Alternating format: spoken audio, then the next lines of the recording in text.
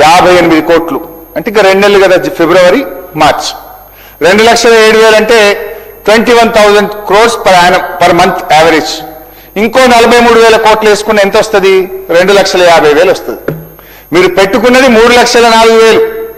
వచ్చేది ఎంత అధ్యక్ష? 2,50,000 కోట్లు. అగైన్ ఎంత గ్యాప్ అధ్యక్ష? 54,000 కోట్లు. ఫస్ట్ బడ్జెట్ లో 55,000 కోట్ల గ్యాప్, 59,000 కోట్ల గ్యాప్. సెకండ్ బడ్జెట్ లో 54,000 కోట్ల గ్యాప్ అధ్యక్ష. ఇక థర్డ్ బడ్జెట్ నిన్న పెట్టారు. థర్డ్ బడ్జెట్ చూస్తే అధ్యక్ష 26-27 3,24,000 కోట్లు పెట్టారు అధ్యక్ష భట్టి గారు. మరి ఇప్పుడు మన సెకండ్ బడ్జెట్ రీచ్ ఇప్పుడే మనం మాట్లాడుకున్నాం అధ్యక్ష. హార్డ్లీ అది 2,50,000 కంటే ఎక్కువ చేరే పరిస్థితి లేదు. ఇప్పుడు ఎంత పెట్టారు? 3,24 పెట్టిండ్రు. 74,000 కోట్ల రూపాయలు ఎక్కువ పెట్టారు. విల్ ఇట్ రీచ్ అధ్యక్ష? ఈజ్ ఇట్ రియలిస్టిక్ బడ్జెట్ అధ్యక్ష? అంటే ఎవరి చెవుల్లో పువ్వులు పెడతా ఉన్నారు? ఏ పథకాలకు కోత పెడతారు మళ్ళీ నేను అడుగుతా ఉన్నా అధ్యక్ష. ఈసారి కూడా నేను మళ్ళీ చెప్తున్నా, పోయినసారి కూడా చెప్పినా, ఇప్పుడు కూడా మళ్ళీ చెప్తున్నా, మీరు ప్రవేశపెట్టిన ఈ థర్డ్ బడ్జెట్ లో కూడా కనీసం 50,000 కోట్ల రూపాయల లోటు ఉంటది. ఈ 50,000 కోట్లు ఎవరికి కోత పెడతారు? ఎస్సీలక, మైనార్టీలక, బీసీలక, మళ్ళీ రాజీవ్ యువ వికాసానిక, మళ్ళీ ఇందిరమ్మ ఆత్మీయ భరోసాక, దేనికి కోత పెట్టారు అని నేను అడుగుతా ఉన్నా అధ్యక్ష. మొదటి బడ్జెట్ లో 59,000 కోట్ల గ్యాప్, రెండో బడ్జెట్ లో 54,000 కోట్ల గ్యాప్, మూడో బడ్జెట్ లో కూడా కనీసం 50,000 కోట్ల రూపాయల గ్యాప్ ఉండబోతా ఉన్నది. మరి దీన్ని పట్టుకొని మీరు రియలిస్టిక్ బడ్జెట్, ప్లాన్డ్ బడ్జెట్ అంటే దీనికి మీరు ఏం సమాధానం చెప్తారు? వాస్తవిక బడ్జెట్ అని భ్రమలు కల్పించడం తప్ప వాస్తవంగా మీరు చేస్తున్నది ఏమిటి?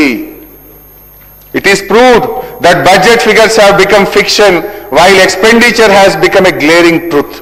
బడ్జెట్ కేటాయింపులు చేస్తున్న ఖర్చుల్లో భారీ కోత వల్లనే సంక్షేమ పథకాల అమలు ఇవాళ ప్రశ్నార్థకంగా మారింది.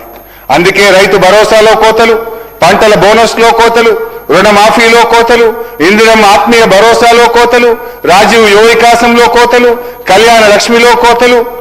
కోతలు మాత్రమే కాదు అధ్యక్ష, అనేక పథకాలు కూడా బంద్ అవుతా ఉన్నాయి.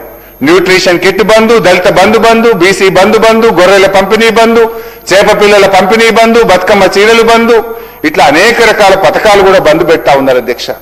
ఇటు కోతలు బంధులు తప్ప ఏమైతుంది అధ్యక్ష అని నేను అడుగుతా ఉన్నా అధ్యక్ష. ఇకపోతే భట్టి గారు తన బడ్జెట్ ప్రసంగంలో జిఎస్డిపి గ్రోత్ గురించి చాలా గొప్పగా చెప్పారు అధ్యక్ష. ఏమన్నారంటే తన బడ్జెట్ ప్రసంగంలో ఇక్కడ కూడా అంకెలతో మభ్యపెట్టే ప్రయత్నం చేసినారు. గ్రోత్ సాధించినట్టు గొప్పలు చెప్పుకునేటువంటి ప్రయత్నం చేసినారు. కానీ వాస్తవానికి జిఎస్డిపి తలసరి ఆదాయం విషయంలో రాష్ట్రం వృద్ధి సాధించలేదు. రాష్ట్ర యొక్క వృద్ధి మీ పాలనలో పడిపోయింది. నేను నోటి మాటలతో చెప్పట్లేదు.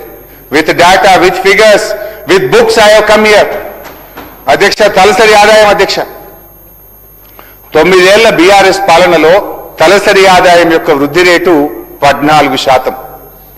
2024-25 కాంగ్రెస్ పాలనలో తలసరి ఆదాయం వృద్ధి రేటు 10.6%. 2025-26 కాంగ్రెస్ రెండవ సంవత్సరం పాలనలో తలసరి ఆదాయం వృద్ధి రేటు 10.2%. మరి కాంగ్రెస్ పాలనలో తలసరి ఆదాయ వృద్ధి రేటు పడిపోయిందా, పెరిగిందా? నాటి బీఆర్ఎస్ పాలనలో 14% ఉంటే మొదటి సంవత్సరం 10.6, కాంగ్రెస్ పాలనలోని రెండవ సంవత్సరం 10.2% పడిపోయింది అధ్యక్ష. ఒకవైపేమో year on year growth rate పడిపోతూ ఉంటే మా ముఖ్యమంత్రి గారు అయితే రైజింగ్ అంటాడు. ఇది చూడండి అధ్యక్ష, బడ్జెట్ బుక్ మీద కొట్టిన తెలంగాణ రైజింగ్, పుస్తకాల మీద రైజింగ్ అధ్యక్ష. ప్రజల జీవితాల్లో, బతుకు తెరువుల్లో, తలసరి ఆదాయంలో రైజింగ్ లేదు అధ్యక్ష. అధ్యక్ష, is it rising or falling? Bhatti గారే చెప్పాలి అధ్యక్ష. ఎందుకంటే అధ్యక్ష, in reality it is falling. BRS పాలనతో కంపేర్ చేసినప్పుడు in reality it is falling. అదేవిధంగా జిఎస్డిపి గ్రోత్ రేట్, జిఎస్డిపిలో అధ్యక్ష 9 ఏళ్ల బీఆర్ఎస్ పాలనలో రాష్ట్రం యొక్క జిఎస్డిపి 12% పెరిగింది అధ్యక్ష. మరి 24-25లో చూస్తే 10.6%. కాంగ్రెస్ పాలన రెండవ సంవత్సరంలో 26-27లో చూస్తే 10.7% అధ్యక్ష. ఈ లెక్కలు చూస్తే గ్రోత్ రేట్ పెరిగిందా పడిపోయిందా దయచేసి చెప్పండి. అదేవిధంగా అధ్యక్ష, సరే దాన్ని కూడా మీరు గొప్పగా చెప్పుకునే ప్రయత్నం చేసిండ్రు. ఇన్ఫాక్ట్ మీ స్పీచ్లో 10.7% పెరిగింది అంటున్నారు.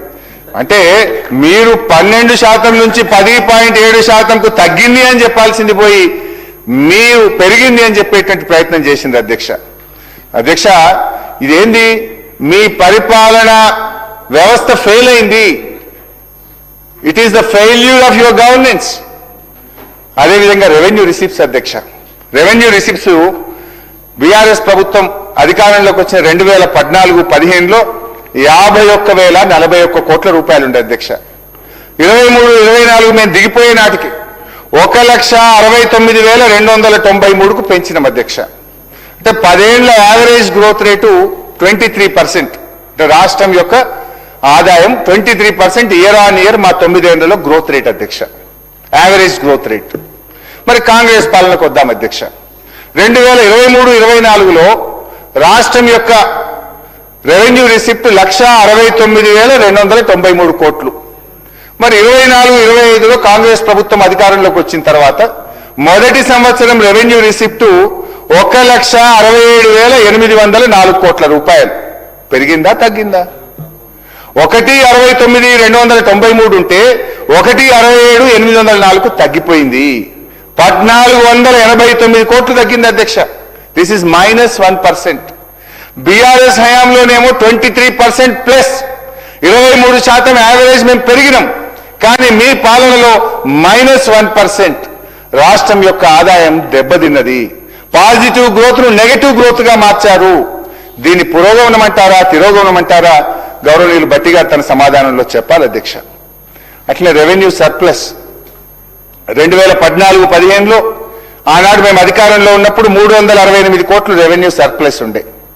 మేము దిగిపోయే నాటికి 2023-24 నాటికి 779 కోట్ల రెవెన్యూ సర్ప్లస్ తో మీకు ఈ రాష్ట్రాన్ని అప్పగించాం అధ్యక్ష.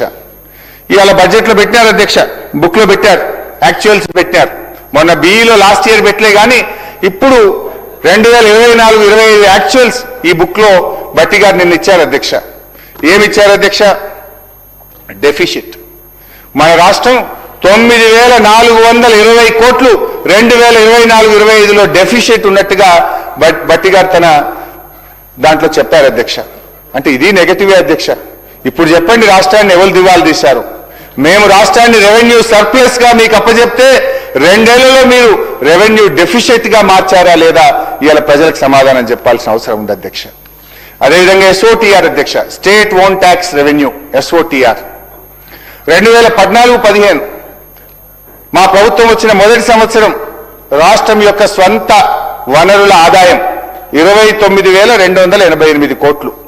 మేము దిగిపోయే నాటికి 23-24 సంవత్సరంలో 1,11,798 రూపాయలు అధ్యక్ష. అంటే 281% గ్రోత్, 281% వృద్ధిని సాధించి మీకు అప్పచెప్పినాం. మరి మీరేం చేశారు? సరే, మా టైంలో కూడా ఒక్కసారి తగ్గింది. ఒక్క కరోనా సమయంలో 2019-20లో 67,597 కోట్లుంటే 2021లో 66,650కి తగ్గింది. అంటే కరోనా సంవత్సరంలో -1.4 పోయినాం మేము. 1920 కంటే 2021లో -1.4. ఒక్క సంవత్సరం మాత్రం రాష్ట్ర సొంత వనరుల ఆదాయం తగ్గింది. మరి కాంగ్రెస్ వచ్చింది అధ్యక్ష. మరి 23-24లో 1,11,798 ఉంటే అధ్యక్ష 24-25 సంవత్సరానికి 1,09,233కు తగ్గింది అధ్యక్ష. అంటే 2,565 కోట్ల రూపాయల రాష్ట్ర ప్రభుత్వ ఆదాయం తగ్గింది. ఇది -2.3%. అంటే కరోనాలో బీఆర్ఎస్ ప్రభుత్వ హయాంలో -1.4 ఉంటే ఇప్పుడు కరోనా లేదు, ఏమీ లేదు. కానీ మీ పాలనలో రాష్ట్ర ప్రభుత్వ ఆదాయం -2.4 తగ్గింంది. కరోనా కాలం కాంగ్రెస్ కాలంలో -2.3 తగ్గింది అధ్యక్ష. కరోనా కాలంలో 947 కోట్లు తగ్గితే కాంగ్రెస్ కాలంలో 2,565 కోట్లు తగ్గింది అధ్యక్ష. అంటే కరోనా కంటే కాంగ్రెసే ప్రమాదమైందని అర్థమవుతుంది కదా అధ్యక్ష. కరోనా తగ్గిన దానికంటే కాంగ్రెస్ పాలనలో ఇంకా ఎక్కువ తగ్గింది అధ్యక్ష. ఎందుకు తగ్గింది? ఒకసారి అనలైజ్ చేసుకున్నారా? ఒకసారి రివ్యూ చేసుకున్నారా? ఆత్మవిమర్శ చేసుకున్నారా? ఎందుకు తగ్గింది అధ్యక్ష? Hydra, RR tax, TDR, Gachibowli to Shamshabad metro రైలు రద్దు, పెద్ద ఎత్తున భూములను నిషేధిత జాబితాలో చేర్చడం,